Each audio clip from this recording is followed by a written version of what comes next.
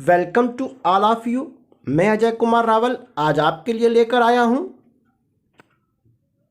कक्षा 11वीं NCERT से संबद्ध अनुभाग 1 से चैप्टर 2 लेखन कला और शहरी जीवन मेसोपोटामिया सभ्यता के बारे में टेस्ट एवं अभ्यास कार्य।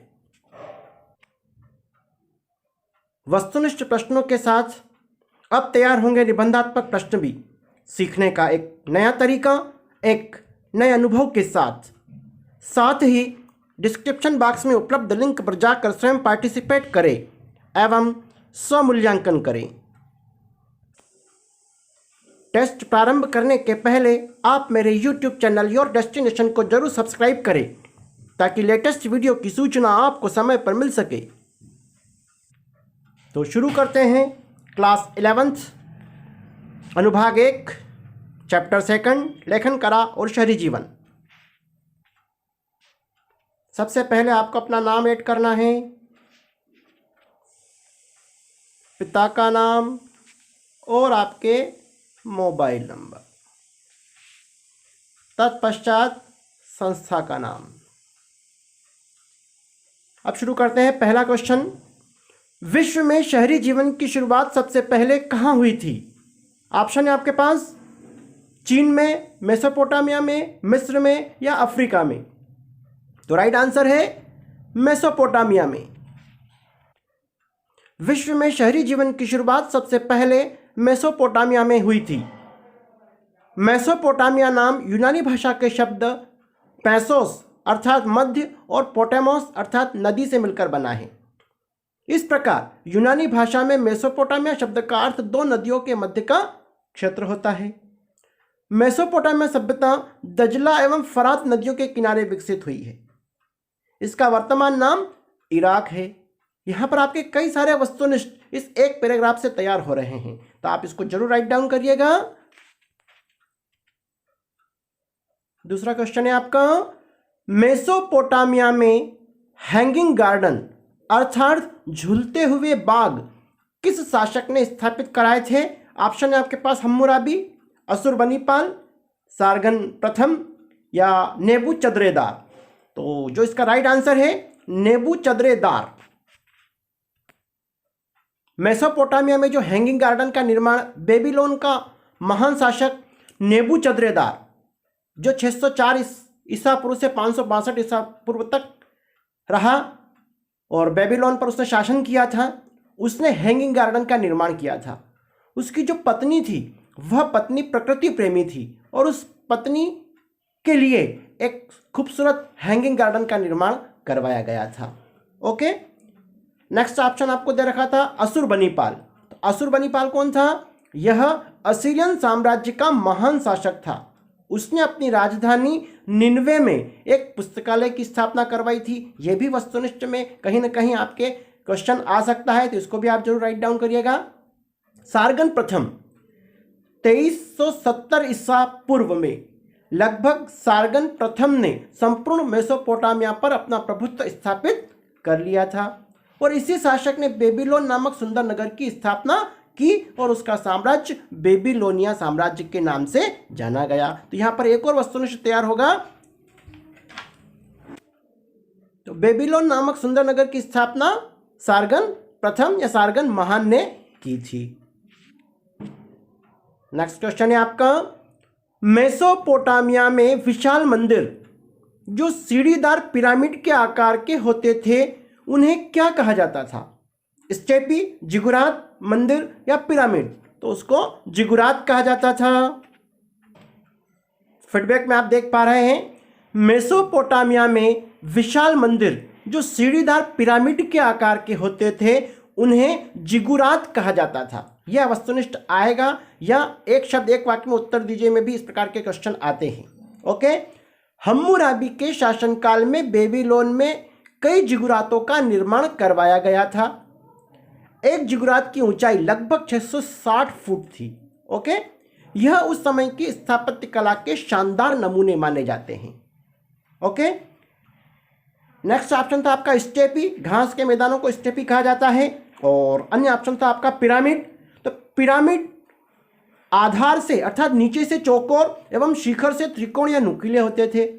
विश्व का जो सबसे बड़ा पिरामिड है वो गीजा का विशाल पिरामिड माना जाता है, जो मिस्र में स्थित है, और यह प्राचीन काल के 7 आश्चर्यों में गीजा का पिरामिड का नाम आता है। नेक्स्ट क्वेश्चन है आपका, मेसोपोटामिया के लोगों ने जिस लिपि का विकास किया उसे क्या कहते थे? देवनागरी लिपि, खरोष्टी लिपि, कीलाकार लिपि या रोमन लिपि? तो राइट आंसर है कीलाकार लिपि। अति महत्वपूर्ण क्वेश्चन है मेसोपोटामिया की लेखन कला के बारे में या मेसोपोटामिया की कीलाकार लिपि के बारे में यदि क्वेश्चन आता है तो आपको यह आंसर लिखना है। मेसोपोटामिया के लोगों ने जिस लिपि का विकास किया था उसे कीलाकार लिपि के नाम से जाना जाता है। इस लिपि का आविष्कार लगभग 3000 ईसा पूर्व में सुमेरिया के लोगों ने किया था। ओके, इस लिपि में 300 अक्षर थे। उन्हें चित्रों, चिन्हों और संकेतों के आधार पर व्यक्त किया जाता था। इस लिपि को चिकनी मिट्टी की गीली तख्तियों पर नुकीली वस्तु अर्थात कलम से लिखा जाता था। ओके, इस लिपि को एक अंग्रेज अधिकारी हेनरी रॉलिंसन ने सबसे पहले पढ़ने में सफलता प्राप्त की थी।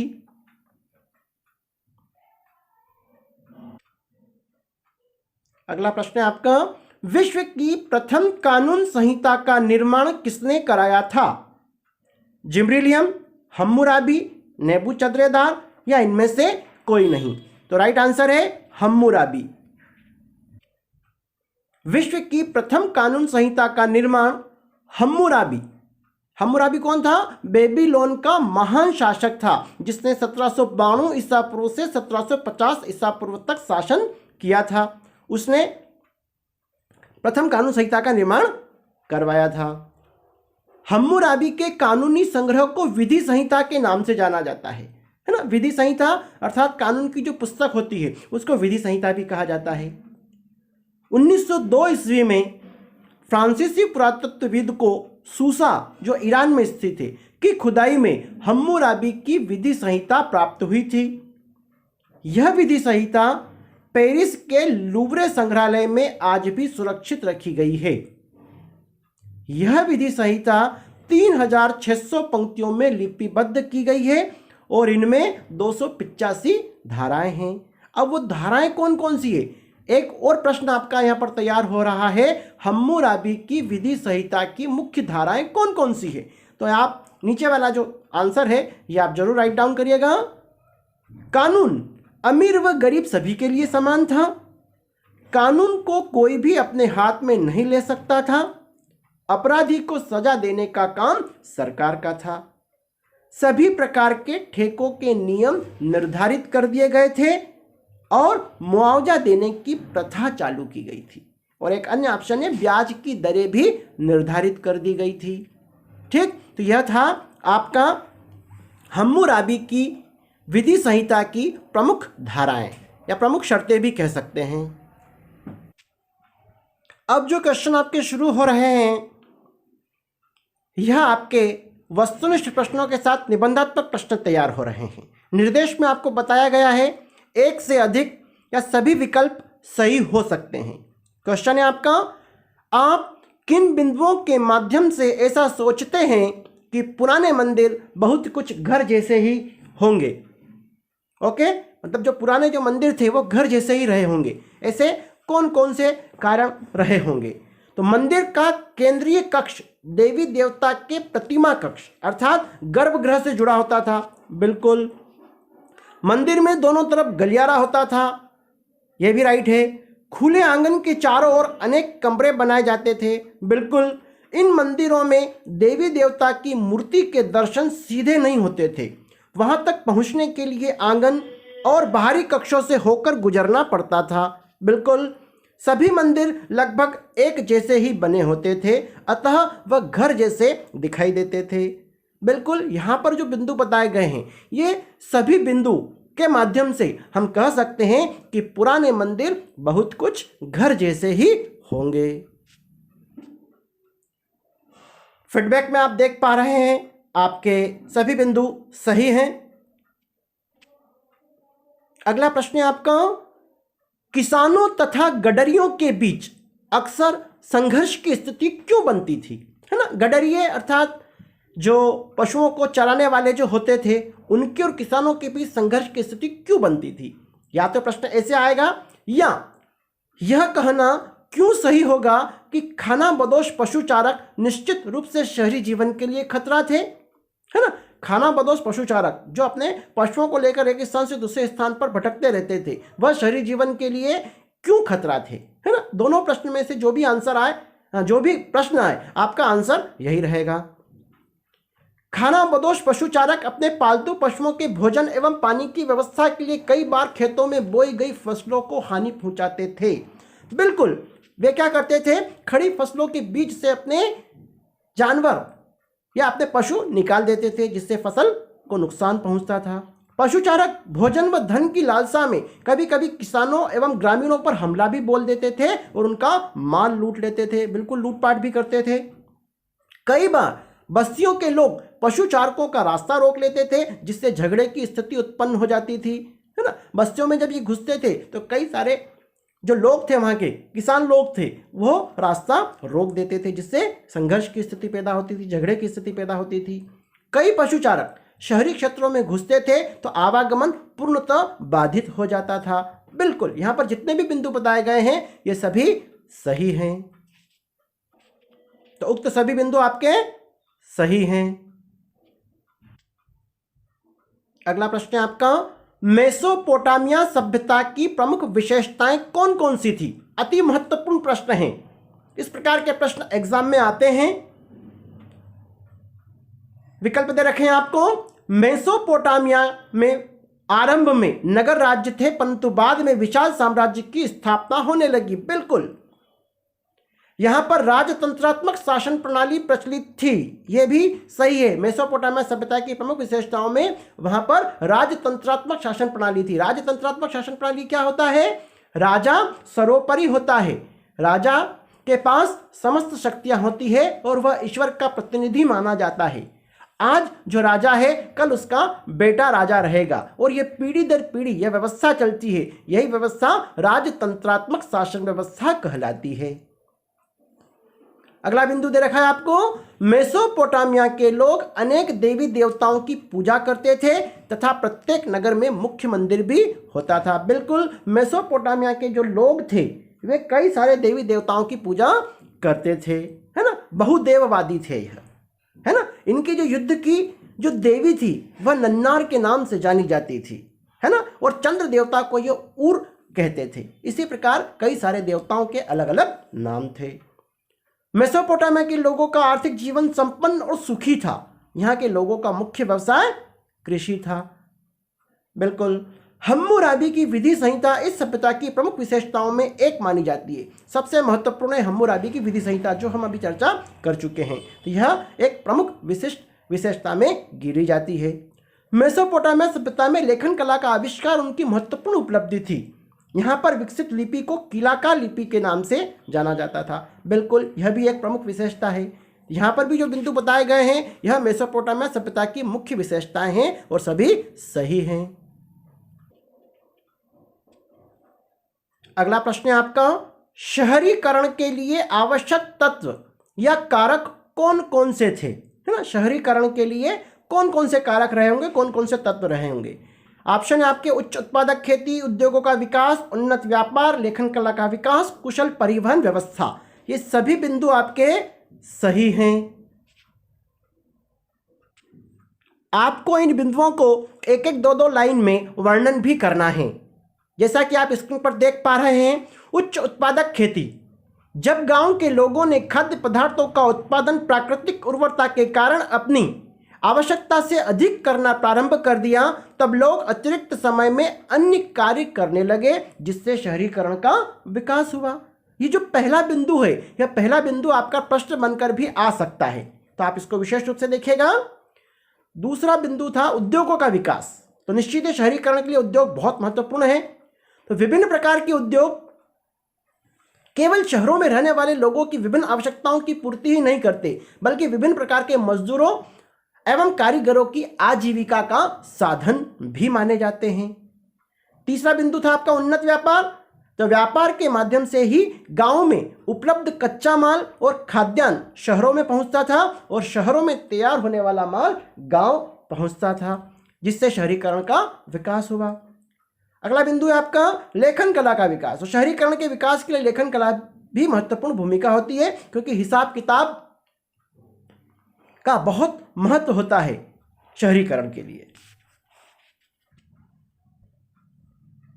अगला क्वेश्चन है आपका मारी नगर के राजमहल के बारे में आप क्या जानते हैं, है ना। यहां तो प्रश्न ऐसे आएगा, अथवा मारी नगर के राजमहल के लिए कौन कौन से तथ्य सही है ना। मारी नगर की या तो विशेषता आ जाएगी, या मारी राजमहल के बारे में आप क्या जानते हैं, या वो कौन कौन से तथ्य सही हैं। यहाँ जो भी तथ्य बता रखे हैं सभी सही है। पहला बता रखा है आपको, मारी के राजा जिम्ब्रिलियम ने राजमहल का निर्माण करवाया था। यह शाही परिवार के लोगों का निवास स्थान था। बिल्कुल, यहाँ पर शाही परिवार के लोग रहते थे। राजमहल में सिर्फ एक ही प्रवेश द्वार था, जो उत्तर की ओर बना हुआ था, और उसके विशाल खुले प्रांगण सुंदर पत्थरों से जुड़े हुए थे। बिल्कुल सही है। यह राजमहल 2.4 हेक्टेयर के भू क्षेत्र में स्थित अत्यंत विशाल भवन था, जिसमें 260 कमरे बने हुए थे। बिल्कुल बने हुए थे। यह राजमहल अपने समय का वास्तुकला का उत्कृष्ट नमूना माना जाता था। बिल्कुल, तो ये जितनी भी विशेषताएं बता रखी है, ये मारी नगर के राजमहल की विशेषता है। जैसा कि फीडबैक में देख पा रहे हैं, सभी बिंदु आपके सही हैं। इसी मारी नगर से संबंधित एक और महत्वपूर्ण प्रश्न है, मारी नगर का व्यापारिक महत्व। मेसोपोटामिया में मारी नगर शाही राजधानी के रूप में 2000 ईसा पूर्व के बाद खूब फला फूला। यहाँ कृषि की पैदावार भरपूर होती थी। मेसोपोटामिया में मारी नगर एक अति महत्वपूर्ण व्यापारिक केंद्र के रूप में जाना जाता है। यहाँ से फरात नदी के माध्यम से नाव द्वारा लकड़ी, तांबा, तेल आदि सामान तुर्की, सीरिया और लेबनान के ऊंचे इलाकों के मध्य लाया और ले जाया जाता था। फरात नदी के रास्ते दक्षिण नगरों की घिसाई पिसाई के पत्थर, लकड़ी, शराब और तेल के पीपे ले जाने वाले जलपोत मारी में रुका करते थे। जलपोत जो बड़े बड़े जहाज होते हैं, उनको कहा जाता है। जलपोतों का निरीक्षण करके मारी के अधिकारी माल की कीमत का लगभग 10% प्रभार भी वसूलते थे। इस प्रकार यह मारी नगर का महत्व यहाँ पर बतलाया गया है। एक और महत्वपूर्ण क्वेश्चन आपका तैयार हुआ है। नेक्स्ट क्वेश्चन है आपका सही जोड़ी। एक भाग में आपको दे रखा है वारका शीर्ष, उरुक नगर का पौराणिक राजा, ओल्ड टेस्टामेंट, चाक का आविष्कार, प्रेम और युद्ध की देवी। और ऊपर आपको दे रखा है इन्नाना, मेसोपोटामिया, सुंदर, स्त्री का सिर, गिलगेमिश और बाइबिल। तो वारका शीर्ष का जो राइट आंसर है, यह सुंदर स्त्री का सिर है। उरुक नगर का पौराणिक राजा गिलगेमिश है। ओल्ड टेस्टामेंट बाइबल से संबंधित है ना। यह बाइबल का एक भाग है। और ओल्ड टेस्टामेंट में यह वर्णन करा गया है सुमेर सभ्यता के बारे में, जो ईंटों की सभ्यता मानी जाती है ना। ईंटों के घरों से संबंधित वर्णन इस ओल्ड टेस्टामेंट में किया गया है। चाक का आविष्कार मेसोपोटामिया सभ्यता से संबंधित है। और प्रेम और युद्ध की जो देवी है वो है इन्नाना, है ना। यहाँ पर आपको ये भी पता होना चाहिए, चंद्रमा को यह उर कहते थे। ओके, अब जो क्वेश्चन शुरू हो रहे हैं ये आपके अभ्यास कार्य के क्वेश्चन हैं। टेस्ट के क्वेश्चन आप पूर्ण कर चुके हैं। क्वेश्चन है आपका, मेसोपोटामिया के प्राचीन उर नगर की विशेषताएं लिखी है ना। उर की विशेषताएं लिखी है, तो उर एक नगर है। ओके, उर नगर मेसोपोटामिया के उन नगरों में से एक था जहां सर्वप्रथम उत्खनन 1930 ईस्वी में करवाया गया था। उत्खनन के बाद जो पुरातत्वविदों ने इनकी विशेषताएं बतलाई गई है वो निम्न है। उर नगर में टेढ़ी मेढ़ी व सकरी गलियां पाई गई है। इन गलियों में पहिए वाली गाड़ियां वहां के घरों तक नहीं पहुंच सकती थी। मतलब उर नगर जो बसा हुआ था वहां पर टेढ़ी मेढ़ी गलियां थी, है ना। वहां पर बैलगाड़ी जैसे वाहन नहीं जा सकते थे। वहाँ से कोई सामान लाना या ले जाना होता था तो गधों पर लाद कर ले जाते थे या पीठ पर लाद कर ले जाया जाता था। पतली व घुमावदार गलियों और इनमें स्थित घरों के भूखंडों का एक सा आकार न होने से ज्ञात होता है कि यह नगर नियोजन पद्धति का नितांत अभाव था। मतलब यहाँ पर जो भवन बने हुए थे वो छोटे बड़े थे, है ना। तो यहाँ नगर नियोजन पद्धति का अभाव था। उर नगर में गलियों के किनारे जल निकासी के लिए उस तरह की नालियाँ नहीं थी जैसे कि उसके समकालीन नगर मोहनजोदड़ो में मिली है। मोहनजोदड़ो आप सब जानते हैं हड़प्पा सभ्यता का प्रमुख नगर माना जाता है और यह एक नगरीय सभ्यता थी हड़प्पा सभ्यता। वहाँ जिस प्रकार जल निकासी की व्यवस्था की गई थी ऐसी जल निकासी की व्यवस्था यहाँ पर नहीं थी। वैसे मेसोपोटामिया की जो सभ्यता है यह भी नगरीय सभ्यता मानी जाती है, लेकिन इसका जो शहर उर की जो जानकारी प्राप्त हुई है उसमें शहरीकरण का अभाव था। नगर के घरों के अंदर रोशनी खिड़कियों से नहीं अपितु आंगन के दरवाजों से आती थी। इससे घरों में रह रहे परिवारों की पारिवारिक निजता बनी रहती थी, है ना। वहाँ पर खिड़कियाँ नहीं होती थी, आंगन के में जो खुले दरवाजे होते थे उनसे ही घरों में रोशनी आती थी और ऐसी मान्यता है जिससे पारिवारिक निजता समाप्त नहीं होती थी। ओके, तो महत्वपूर्ण प्रश्न आप इसको जरूर राइट डाउन करिएगा। अगला क्वेश्चन है आपका, मेसोपोटामिया ने विश्व को क्या देन दी या विश्व को क्या दिया? मेसोपोटामिया ने विश्व को निम्नांकित देन दी या निम्नांकित इससे उपलब्धियों से परिचित कराया। विश्व में सबसे पहले नगर राज्यों एवं साम्राज्य के दर्शन हमें इसी सभ्यता से प्राप्त होते हैं। कुम्हार के चाक का प्रयोग सर्वप्रथम इसी सभ्यता में किया गया था। इसी सभ्यता में सर्वप्रथम लिपि का व्यापक विकास हुआ, है ना। और यहाँ की जो लिपि थी आप अभी पढ़ चुके हैं, कीलाकार लिपि, है ना, जो प्रसिद्ध लिपि थी। हम्मुराबी की विधि संहिता इस सभ्यता की प्रमुख देन मानी जाती है। विश्व इतिहास में इस विधि संहिता का विशिष्ट स्थान है। यहाँ पर मेसोपोटामिया ने विश्व को क्या क्या उपलब्धियाँ प्रदान करी यह यहाँ पर बतलाया गया है। और ये हम्मुराबी की जो विधि संहिता है इसी को ध्यान में रखकर विश्व में जो संहिता बनी या विधि संहिता बनी या कानून बने हैं वो लगभग इसी को आधार बनाकर तैयार किए गए हैं। ओके, व्यू स्कोर आपको स्क्रीन पर दिखाई दे रहा है। अब हम व्यू स्कोर देख लेते हैं। 25 आउट ऑफ 25 अंक अर्जित कर चुके हैं। यह टेस्ट और अभ्यास कार्य जो भी हमने हल किया, तो निश्चित ही इसके सभी क्वेश्चन आंसर सही हैं। आप भी इस टेस्ट एवं अभ्यास कार्य में पार्टिसिपेट करके अपना स्व मूल्यांकन करें और फीडबैक में जो आंसर दे रखे हैं उनको जरूर नोट करें। सीखने का एक नया तरीका, एक नए अनुभव के साथ मेरे YouTube चैनल योर डेस्टिनेशन को जरूर सब्सक्राइब करें। धन्यवाद। जय हिंद, जय भारत।